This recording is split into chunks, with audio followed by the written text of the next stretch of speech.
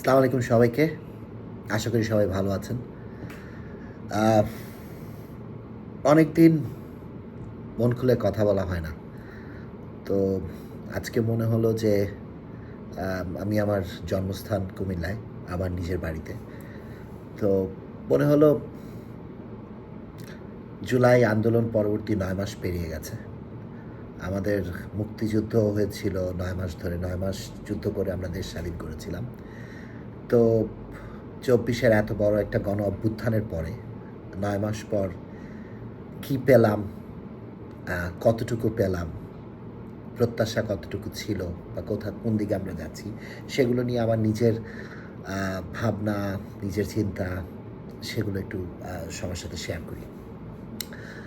আম, আমার মনে আছে যখন 5ই আগস্টের ঠিক কিছুদিন পরই একটা রাজনৈতিক বন্যা হয়েছিল, এবং যেই বন্যায় আমার জেলা কুমিল্লা সহ ফেনী, নোয়াখালী, লক্ষ্মীপুর এই অঞ্চলগুলো চরমভাবে প্লাবিত হয়ে গিয়েছিল এবং লক্ষ লক্ষ মানুষ পানির নিচে চলে গিয়েছিল, যে মানুষগুলো আসলে কখনোই এভাবে বন্যাকে মোকাবেলা করে নাই। তখন অনেকবার আমি লাইভে এসেছি, কথা বলেছি, এবং আমার মনে আছে যে বিভিন্ন জায়গা থেকে, দেশ থেকে, দেশের বাইরে থেকে অসংখ্য মানুষ নানাভাবে সাহায্য পাঠিয়েছে এই মানুষগুলোর, আমাদের মানুষগুলোর জন্য। এবং আমার হাত দিয়ে এবং আমার সাথে যারা ছিল, আমার বন্ধুরা, আমার ছোট ভাইরা এবং অনেক মানুষ যাদেরকে আমি চিনি না, তাদেরকে সাথে নিয়ে আমি চেষ্টা করেছিলাম আপনাদের যেই সাহায্য এবং যে উপহারগুলো আপনারা পাঠিয়েছিলেন সেগুলো আমাদের এই এলাকার যে মানুষগুলো আক্রান্ত হয়েছে তাদের কাছে পৌঁছে দেওয়ার জন্য। তো আবারও একবার যারাই যেখান থেকে যতটুকু সাহায্য পাঠিয়েছেন সেটার জন্য আপনাদের সবাইকে হৃদয়ের অন্তঃস্থল থেকে ধন্যবাদ। এবং জেনে রাখেন যে মানুষগুলোর কাছে আপনাদের সাহায্য পৌঁছেছে তাদের দোয়া সবসময় আপনাদের কাছে পৌঁছে যাবে, এবং তাদের সেই দুঃসময়ে আপনারা যে সাহায্য পাঠিয়েছিলেন সেটা যে আসলে তাদের জন্য কত বড় সম্বল ছিল, এটা হয়তো আমি আপনাদের বলে বোঝাতে পারবো না। যাই হোক, একটু আগে আমাদের বর্তমান ইন্টারিম গভর্নমেন্টের যিনি প্রধান ডক্টর মোহাম্মদ ইউনূসের ইন্টারভিউটা দেখছিলাম আল জাজিরাতে। খুবই tough questions, head to head. ওনাকে অনেক হার্ড কোয়েশ্চেন্স জিজ্ঞেস করা হয়েছে, অ্যান্ড আই ফেল্ট যে তিনি অত্যন্ত সততার সাথে চেষ্টা করেছেন সেগুলোকে খুব সুন্দরভাবে উত্তর দেওয়ার। যদিও তিনি অন্তর্বর্তী একটি সরকার বা ইন্টারিম গভর্নমেন্টের প্রধান, আর কিছুদিন হয়তো বা তিনি এই সরকারের প্রধান হিসেবে থাকবেন, তারপর নির্বাচন দিয়ে তাকে চলে যেতে হবে। এবং তিনি খুব ক্লিয়ারভাবেই বলেছেন যে ডিসেম্বর থেকে জুনের মধ্যেই নির্বাচন হবে। যদি সেটা ডিপেন্ড করবে আমাদের যেই সংস্কার প্রস্তাবগুলো আসছে সেগুলোর কতগুলো আমরা ইমপ্লিমেন্ট করতে চাচ্ছি ইলেকশনের আগে, এবং সেটার জন্য কতটুকু সময় লাগে।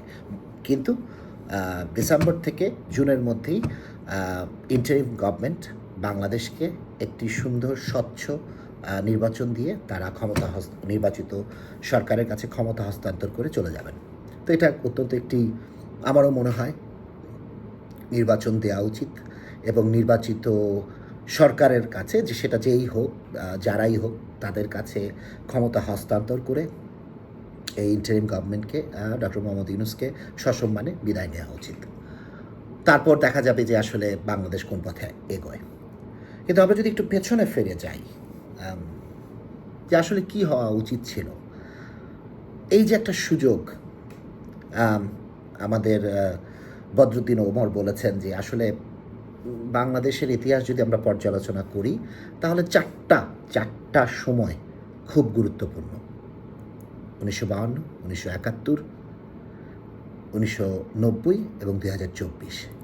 এই চারটা সময়ে আমরা জাতি হিসেবে একটা লক্ষ্যে এক হতে পেরেছিলাম, এবং শত্রু দেশের বাইরের হোক বা ভেতরের হোক আমরা তাদেরকে মোকাবেলা করেছিলাম, এবং আমরা এক হতে পেরেছিলাম বলেই আমরা অসাধ্যকে সাধন করতে পেরেছিলাম। হ্যাঁ, এছাড়াও আরও অন্যান্য সময় এসছে, সেটা 69 হোক বা সেটা 2007 হোক, যে জাতি আমরা সবাই একটা জায়গায় একত্রিত হওয়ার চেষ্টা করছি। বাট আমরা যদি আমাদের ইতিহাস, দেশের ইতিহাসকে পর্যালোচনা করি, তাহলে এই 4টা সময়ে আমরা জাতি হিসেবে এক হতে পেরেছিলাম। তো 24 পরবর্তী সময়ে আসলে আমাদের আসলে কি করা উচিত ছিল? এত রক্তক্ষয়, এত মানুষের জীবন, এটার বিনিময়ে আমরা যে একটা নতুন বাংলাদেশ যেটাকে আমরা বলি, বা বাংলাদেশ 2.0 বলতে আমরা যেটাকে বলি, সেটা পেয়েছি। এটাকে আসলে আমাদের কিভাবে সাজানো দরকার ছিল? আমার তো মনে হয় আমাদের বর্তমান যেই রাজনৈতিক দলগুলো বাংলাদেশে আছে, তারা, দেশের সুশীল সমাজ, ছাত্র জনতা সবাই মিলে বসে একটা জাতীয় সরকার গঠন করা দরকার ছিল। যে সরকারটা, সেটা 3 বছর হোক, 4 বছর হোক বা 5 বছর হোক, একটা সময় নির্ধারণ করে সবাই মিলে আসলে আমাদের এই যে একটা ভঙ্গুর সিস্টেম পুরা দেশে, যে সিস্টেমটার বিগত 54 বছরে বাংলাদেশটাকে যেখানে বাংলাদেশ যাবার কথা সেখানে যেতে দেয়নি, সেই সিস্টেমের ফ্লসগুলো নিয়ে কাজ করে সেগুলোকে সংস্কার করে তারপর আমাদের আসলে একটা জাতীয় নির্বাচনের দিকে যাওয়া উচিত ছিল। যে সংবিধানের আলোকে বর্তমান অন্তরিম বা ইন্টারিম গভর্নমেন্ট শপথ নিল, সেই সংবিধানটা বিগত 54 বছরে না প্রত্যেকটা গভর্নমেন্ট তাদের বিভিন্ন সংশোধনীর মাধ্যমে সংবিধানটাকে পথভ্রষ্ট করে ফেলেছে। এবং যেভাবে সংবিধানটা প্ররোচিত হয়েছিল 72-এ, যে অল্প সময়ের মধ্যে, এবং এটার পেছনে যেই আন্তর্জাতিক মহলের, আমি চাপ বলবো না, যে উদ্দেশ্য ছিল, সেই উদ্দেশ্যে আমার মনে হয় না বাংলাদেশের সংবিধানটা সঠিকভাবে রচিত হয়েছিল। এবং পরবর্তীতে 54 বছরের বিভিন্ন সরকারের নানাবিধ সংশোধনের মাধ্যমে সংবিধানটা আসলে পথভ্রষ্ট হয়ে যায়। তো আমাদের বর্তমান বাংলাদেশকে এগিয়ে নিতে আমার সবসময় মনে হয় যে আমাদের এই সংবিধানের অনেক বড় রকমের সংস্কার করা প্রয়োজন। এবং সেটা করতে যেয়ে কি আসলে আমরা এক নতুন সংবিধানের দরকার, নাকি এই সংবিধানের ধারাগুলোকে পর্যালোচনা করে সংবিধানকে প্রপারভাবে সংস্কার করা দরকার, সেটা অবশ্যই দেশের সবাই মিলেই নির্ধারণ করা দরকার। তো এটা সম্ভব হতো যদি আসলে আমরা একটা জাতীয় সরকার গঠন করতাম, কিন্তু আমরা সেটা করিনি। আমরা সেই মুহূর্তে তাড়াহুড়া করে এই বর্তমান সংবিধানের আলোকেই, এবং যিনি বর্তমান রাষ্ট্রপতি আছেন, যিনি বিগত সরকারের নিয়োগপ্রাপ্ত দলীয় রাষ্ট্রপতি ছিলেন, তার আন্ডারেই আমরা শপথ নিলাম। এবং এতে করে যেটা হলো, আমার কাছে মনে হয় যে আমাদের যে নতুন বাংলাদেশের যে শুরুটা, এই শুরুটা একদম ইনিশিয়াল প্রথম স্টেজেই আমরা একটা রং লাইনে যাত্রা শুরু করলাম। তারপর আরও একটি ব্যাপার, এই যে গণহত্যা হলো, এই যে বিগত সরকারের যারা লুটতরাজ করলো, যারা দেশের অর্থ পাচার করলো, দেশের সমগ্র প্রতিষ্ঠানকে দলীয়করণ করলো, এবং 17টা বছর 3টা ইলেকশন নির্বাচন থেকে জনগণকে অনেক দূরে নিয়ে গেল, এর যে হোতাগুলা ছিল তাদেরকে আমরা যেতে দিলাম, তাদেরকে আমরা ওয়ে করে দিলাম যাতে তারা বাংলাদেশ থেকে চলে যেতে পারে। এবং এখন সেই মানুষগুলোর অনেকেই দেশের বাইরে থেকে নানা ষড়যন্ত্র করে যাচ্ছে, বা এই বাংলাদেশটা, এই আমি যেটাকে বলি যুদ্ধবিধ্বস্ত বাংলাদেশ, এই যুদ্ধবিধ্বস্ত বাংলাদেশটাকে আবার আনস্টেবল করার আমরা বিগত 9 মাসে দেখেছি কত ধরনের চক্রান্ত হতে, নানাবিধ চক্রান্ত, এবং একের পর এক এই চক্রান্তগুলোকে বর্তমানে এই ইন্টারিম গভর্নমেন্টকে মোকাবেলা করতে হয়েছে। আলহামদুলিল্লাহ, বাংলাদেশের, আমি সবসময় বলি যে বাংলাদেশের উপরে খোদা তাআলার একটা একটা অসীম মায়া আছে, যার কারণে এত ষড়যন্ত্রের পরও, এত শক্ত একটা প্রতিপক্ষের সাথেও আমরা যুদ্ধ করে এখনও টিকে আছি, এখনও বাংলাদেশটা একটা পজিটিভ দিকে এগিয়ে যাচ্ছে। আমার যেটা খারাপ লাগে সেটা হচ্ছে যে আমরা হয়তো বা জুলাই পরবর্তী সময় আমাদের যে ঐক্যটার দরকার ছিল সবাই মিলে, আমরা হয়তো বা সেই ঐক্যটা ধরে রাখতে পারিনি। আমরা ডিভাইডেড হয়ে গিয়েছি, বা আমাদেরকে আবারও ডিভাইডেড করে ফেলা হয়েছে।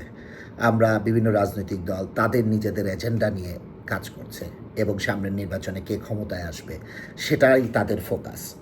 এই যে আমাদের ছাত্ররা যারা এই জুলাই আন্দোলনে ইনফ্যান্ট্রি, বা আমি যেটা বলি যে তারা এটাকে নেতৃত্ব দিয়েছিল সামনে থেকে, তারাও রাজনৈতিক দল গঠন করেছে এবং তারাও রাজনীতির মাঠে এসেছে।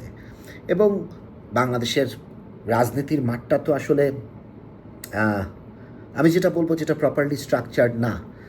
এখানে ক্ষমতা, টাকা এবং নানা ধরনের আমি বলবো অনাচার হয়, যার কারণে বাংলাদেশের রাজনীতি জনবান্ধব না। আমার কাছে সবসময় মনে হচ্ছে যে বাংলাদেশের রাজনীতিটা এমনভাবে এটা বিগত ৫৪ বছরে ডেভেলপড হয়েছে, যেটা আসলে রাজনীতিবিদরা অধিকাংশই, আমি বলবো না যে সব রাজনীতিবিদ খারাপ, আমি বলবো যে অধিকাংশ রাজনীতিবিদরাই ভালো ইন্টেনশন থাকলেও তারা আসলে জনগণের কাছাকাছি যেতে পারে না। দেখা যায় যে আলটিমেটলি তারা সিস্টেমের কারণে বা তাদের পলিটিক্যাল প্রেশারের কারণে তারা জনবান্ধব হয়ে উঠতে পারে না। তো এই জায়গাগুলো ঠিক করা দরকার ছিল, এবং এই জায়গাগুলো তখনই ঠিক হতো যখন আমাদের মধ্যে ঐক্য থাকতো এবং আমাদের একটা জাতীয় সরকার গঠন হতো। তো সেটা হয়নি। নির্বাচন, এটা আমরা অলরেডি এপ্রিল শেষে মে মাসে ঢুকে যাচ্ছি। হয়তোবা আর ৮ থেকে ১০ মাসের মধ্যে আমরা একটা জাতীয় নির্বাচনের দিকে এগিয়ে যাব। বাংলাদেশের মানুষ অনেক বছর পর হয়তোবা ভোট দিতে পারবে আবার, এবং একটা নির্বাচিত সরকার আসবে। কারা আসবে সেটা আমরা জানি না, আমরা নানা ধরনের স্পেকুলেশন করতে পারি। কিন্তু সেখানে আমরা দেখছি যে যেই পতিত সরকার, যেই সরকার আওয়ামী লীগ সরকারটা, যারা ১৭টা বছর ক্ষমতায় ছিল এবং ক্ষমতায় থাকার জন্য এমন কোনো কাজ নেই যে তারা সেটা করেনি, তারা আবার নির্বাচনে আসার জন্য চেষ্টা করছে নানাভাবে। এখনও তাদের রাজনৈতিক নিবন্ধন বাতিল করা হয়নি। আমি জানি না কেন সেটা করা হয়নি, কারণ আমি যতদূর জানি বাংলাদেশ সংবিধানে ওই জায়গাটা আছে, যদি কোনো দল, এটা যদি প্রমাণিত হয় যে কোনো দল গণহত্যার সাথে সম্পৃক্ত ছিল, তবে তাকে রাজনীতি থেকে মানে সেই দলটাকে রাজনীতি করতে দেয়া হবে না বা করতে দেয়া যায় না। এখন আওয়ামী লীগের মতো একটা দল যদি বাংলাদেশের পরবর্তী নির্বাচনে অংশগ্রহণ করতে যায়, আমার তো মনে হয় যে দেশটা একটা গৃহযুদ্ধের দিকে চলে যাবে।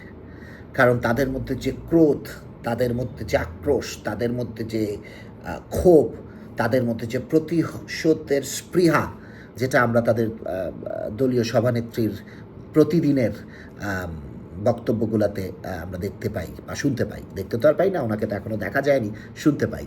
উনি দিল্লিতে বসে প্রায় প্রতিদিনই অডিও বার্তা দিয়ে চলেছেন, এবং তার সাথে যারা ওনার যেই মানে খুব কাছের লোকজন আছেন, তারাও সেভাবে নানা জায়গা থেকে, যাদেরকে আমরা যেতে দিয়েছি, নানা জায়গা থেকে তারই ইচ্ছা এবং বাসনাকে প্রতিধ্বনি দিয়ে যাচ্ছেন।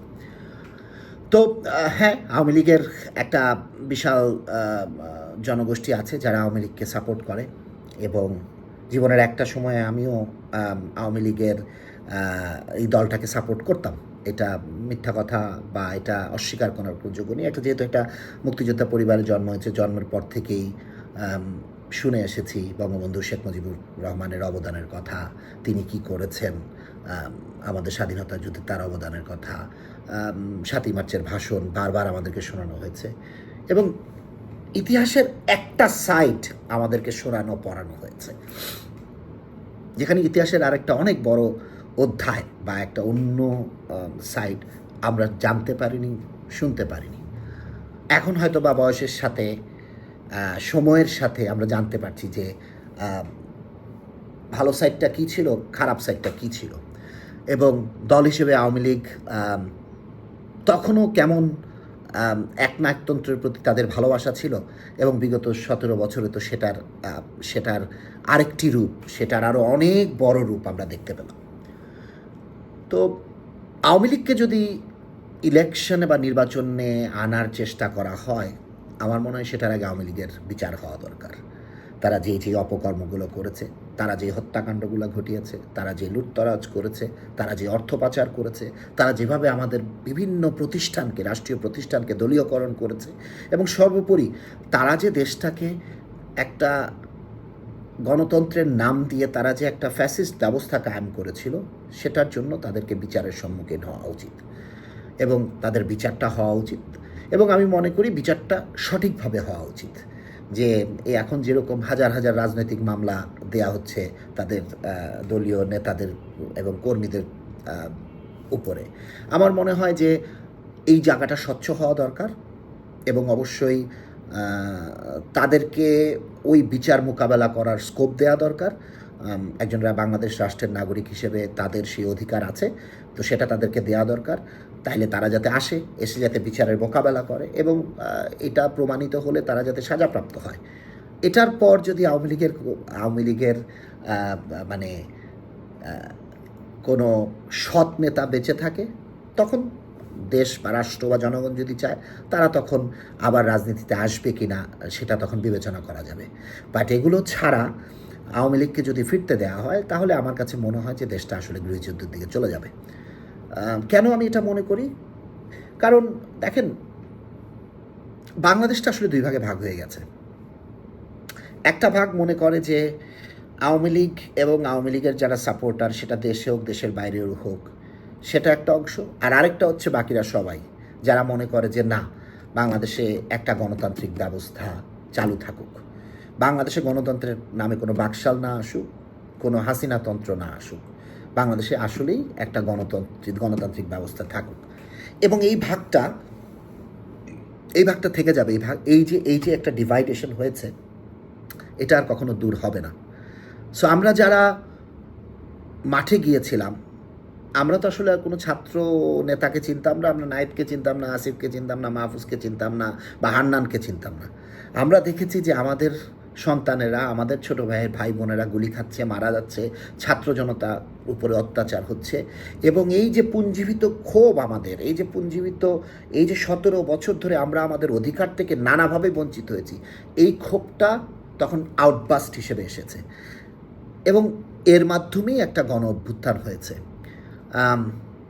আমার কাছে মানে আমি নানা সময়ে নানা ভিডিও এবং ছবি আপলোড করেছি এবং আমার মনে আছে সেই সময় যখন আমরা মাঠে গিয়েছি, রাস্তায় গিয়েছি, কই আসলে কে বিএনপি, কে জামাত, কে ছাত্র, কে বাম, বা কে গণ অধিকার পরিষদ, আমরা তো জানতাম না। আমরা জানতাম যে সকলে মিলে আমরা চাচ্ছি যে এই ফ্যাসিস্ট সরকারটার অবসান হোক, দেশটাতে আসলে দেশটা আবার একটা গণতান্ত্রিক রাস্তায় হাঁটা শুরু করুক। এবং এর কারণেই এই ছাত্র জনতার মাধ্যমে বিজয়টা হয়েছে বলে আমার মনে হয়। যাই হোক, আমি শুরুতে যেটা বলেছিলাম যে আমি যেটা নিয়ে আলোচনা করতে চাই সেটা হচ্ছে যে আসলে আমরা কি পেলাম না। আমি বলবো যে আগে বলি যে আসলে কি পেলাম। যেটা আমরা পেয়েছি, আমার মনে হয় সবচেয়ে বড় কথা যে আমরা আবার মন খুলে, হৃদয় খুলে আমরা কথা বলতে পারছি, আমরা আমাদের মনের ভাবনা প্রকাশ করতে পারছি, আমরা একটা স্ট্যাটাস যেটা লিখতে চাই সেটা শেয়ার করতে পারছি। আমাদেরকে ভয় থাকতে হচ্ছে না যে এটা লিখলে কি আমাকে তুলে নিয়ে যাবে, এটা লিখলে কি আমার উপরে মামলা হয়ে যাবে। সো আমাদের যে স্বাধীনতাটা ছিল, আমাদেরকে যে স্বাধীন বলেও আমাদেরকে যে পরাধীন করে রাখা হয়েছিল, আমরা সেই পরাধীনতার থেকে মুক্তিটা পেয়েছি। আচ্ছা, তারপর আরেকটা জিনিস যেটা আমার কাছে মনে হয় যে আমরা পেয়েছি সেটা হচ্ছে যে এত বছরে আসলে আমাদের যে এত একটা রাষ্ট্রের যে বিভিন্ন ধরনের অংশ, বিচার বিভাগ, আইন বিভাগ, শিক্ষা, সংস্কৃতি, স্বাস্থ্য, বিভিন্ন জায়গায় যে সংস্কারগুলোর দরকার ছিল, সেটা সবসময় যেই সরকার ক্ষমতায় তাদের যা মনে হতো তারাই সেটা করতো। বাট একটা যে ন্যাশনাল কনসেনসাস যেটা আমরা বলি, যে একটা ন্যাশনাল পর্যায় থেকে যে বিভিন্ন সংস্কারের জন্য দেশের ওই ফিল্ডের যারা এক্সপার্ট তাদেরকে দিয়ে যে একটা সংস্কার প্রস্তাব বা একটা সংস্কার কমিশন করে সেই সংস্কারটাকে সামনে নিয়ে আসা, এই ধরনের কোনো স্টেপ 54 বছরে বাংলাদেশে নেওয়া হয়নি। বর্তমান অন্তর্বর্তীকালীন সরকারকে ধন্যবাদ যে তারা 16টা কমিশন করেছে, যেই সংস্কার কমিশনগুলো তাদের প্রস্তাব অলরেডি তাদেরকে সরকারের কাছে তারা দিয়েছে এবং এই মুহূর্তে সেই সংস্কারগুলো নিয়ে সকল রাজনৈতিক দলের সাথে আলাপ আলোচনা করা হচ্ছে। তো এটা একটা অনেক বড় পাওয়া হবে যে আমাদের কাছে একটা গাইডলাইন থাকবে যে আমাদের মেজর কি চেঞ্জেসগুলো করা দরকার।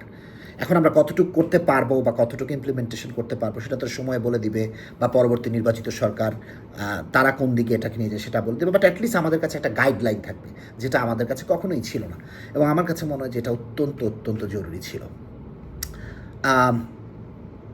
এবং আমার কাছে যেটা মনে হয় যে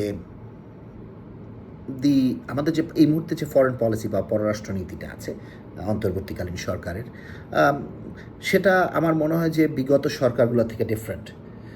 বিকজ বিগত সরকারগুলোর সাথে যখনই বাইরের কোনো দেশ ইন্টারঅ্যাক্ট করতো, তখন তারা একটা পার্টিকুলার দলের সাথে ইন্টারঅ্যাক্ট করতো। হ্যাঁ, ওই দলটা বাংলাদেশকে রিপ্রেজেন্ট করতে যেত, বাট স্বার্থটা দলীয় স্বার্থটাই থাকতো।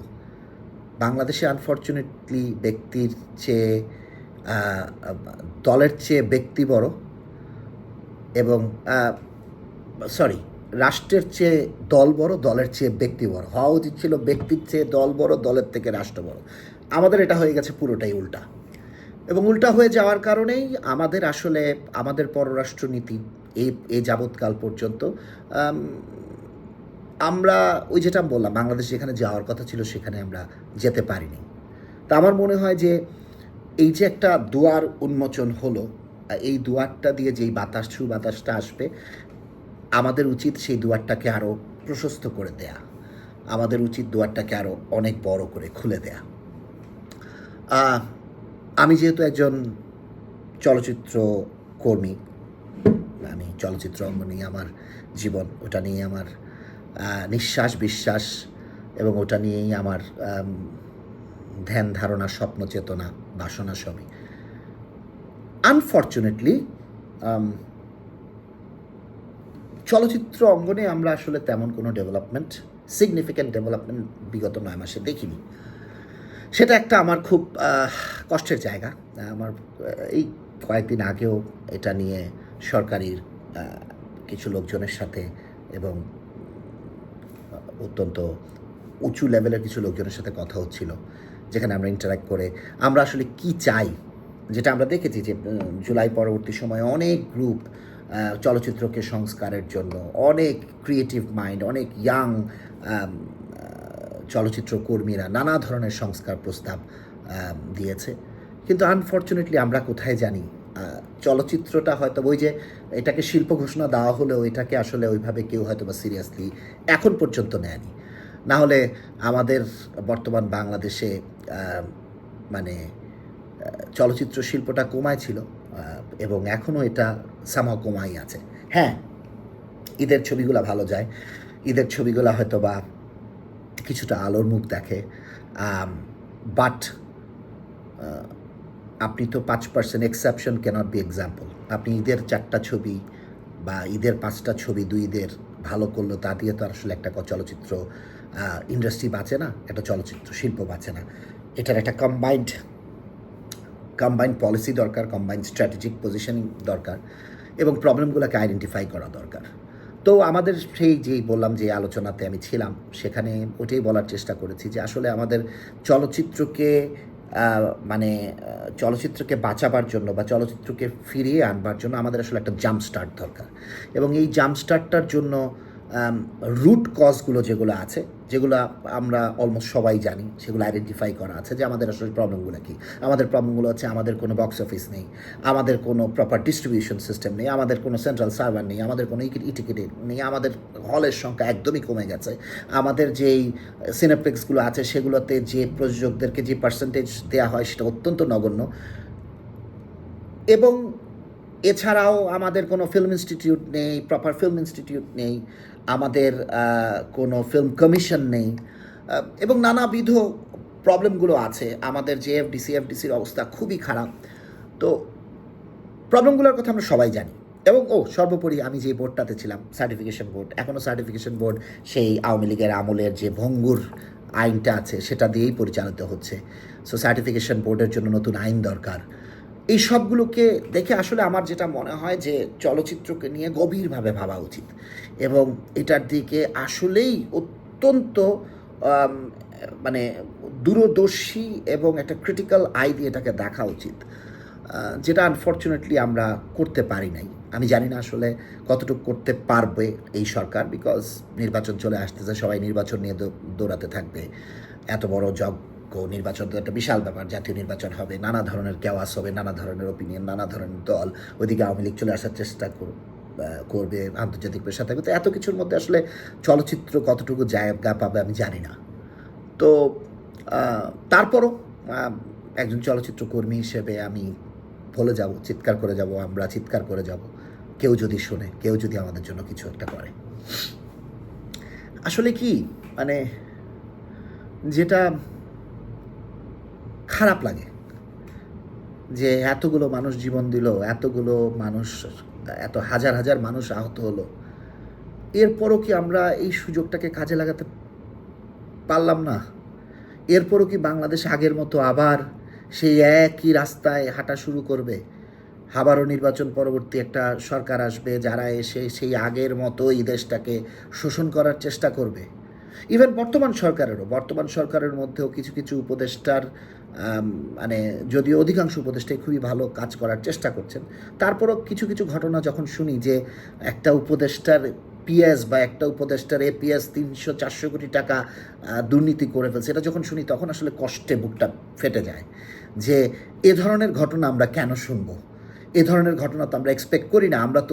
আমরা তো এটার জন্য এত মানুষ প্রাণ দেয় নাই যে এই ধরনের দুর্নীতিতে তারা ইনভলভ হয়ে যাবে। বা এই যে ছাত্রদের নতুন দলটা, তারাই বা কেন নতুন বন্দোবস্তের কথা বলে পুরনো বন্দোবস্তর রাস্তায় হাঁটা শুরু করবে? তারা কেন বুঝবে না যে তাদের যেই ভাইগুলো তাদের সাথে আন্দোলন করতে যে জীবন দিয়েছে, তারা চায় যে বাংলাদেশের রাজনীতিটা একটা নতুন দিকে হাঁটা শুরু করুক। তো আসলে কি আমি একটা কথা ওদের সাথে যখন কারোর সাথে যখন কথা হয়েছে বলেছি যে দেখো ভাই, তোমরা যদি ফেল করো, শুধু তোমরা ফেল করবা না, এটা আসলে সারা বাংলাদেশের জন্য একটা অনেক বড় ফেলিয়ার হবে। এবং পরবর্তীতে এই ধরনের কোনো সিচুয়েশন আল্লাহ নাও করুক, যদি ভবিষ্যতে হয়, বাংলাদেশের আপামর জনতা সব কিছু ভুলে রাস্তায় নেমে যাওয়ার আগে দুইবার চিন্তা করবে যে আমরা তো একবার গিয়েছিলাম এবং এটার রেজাল্ট তো ভালো হয় নাই। তো আমি বলবো যে এখনও সময় আছে এই ভুলগুলা যাতে আমরা না করি। যেই অল্প সময় আমাদের হাতে আছে, সময়টাকে যাতে আমরা কাজে লাগাই এবং আমরা যাতে এই সময়টাকে অ্যাটলিস্ট চেষ্টা করি যে যতটুকু আমরা পারি বাংলাদেশটাকে একটা ধাক্কা দিয়ে যাওয়ার। আর বাকিটা তো আসলে খোদা তাআলা কী চায়, দেশের জনগণ কী চায়, সেটার উপরে ডিপেন্ড করবে। তো যাক, অনেক কথা বলে ফেললাম একটানা। এত কথা বলা খুব ডিফিকাল্ট। আমি কোনো রাজনৈতিক কী বলবো, এক্সপার্ট বা পলিটিক্যাল অ্যানালিস্ট না। এগুলো একান্তই আমার নিজের ভাবনা একজন সচেতন নাগরিক হিসেবে। এবং আমি মনে করি আমরা কেউই রাজনীতির বাইরে নই। একজন ফিল্ম মেকার হিসেবে বা একজন আর্টিস্ট হিসেবে আমরা সবাই সামহাও রাজনীতির সাথে কানেক্টেড, এবং রাজনীতি স্পেশালি বাংলাদেশের আর্থসামাজিক পরিবেশে আমাদের সবাইকে কোনো না কোনোভাবেই ইম্প্যাক্ট করে। তো যে কথাগুলো বললাম এগুলো আমার একান্ত ভাবনা। আমি একটা দল করি, সেই দলটার নাম বাংলাদেশ। সেটার আগেও কিছু নেই, পরেও কিছু নেই। এই মুহূর্তে আমার কোনো মার্কা নেই, এবং আমি শুনেছি 22টা রাজনৈতিক দল মানে ঘোষিত হয়েছে বিগত 9 মাসে, কিন্তু আমি এখন পর্যন্ত একজন নেতা পাইনি যাকে আমি বলতে পারি যে না, এই মানুষটা আসলে বাংলাদেশকে লিড করতে পারবে, বাংলাদেশের জনগণের প্রতিনিধি হয়ে বিশ্বের দরবারে বাংলাদেশকে রিপ্রেজেন্ট করতে পারে। I haven't found that person yet. So আমি এখনও মার্কাবিহীন একজন নাগরিক হিসেবেই রয়ে গিয়েছি। আশা করি সামনে যদি নির্বাচন হয়, আল্লাহ যদি বাঁচিয়ে রাখে, আমি যে আসলে এমন একটা মানুষ পাবো বা এমন একটা দল পাবো যাদেরকে আমি ভোটটা দিতে পারবো। এখন পর্যন্ত আমি সেটা খুঁজে পাইনি, যদিও সেটা খুবই আনফর্চুনেট। But anyway,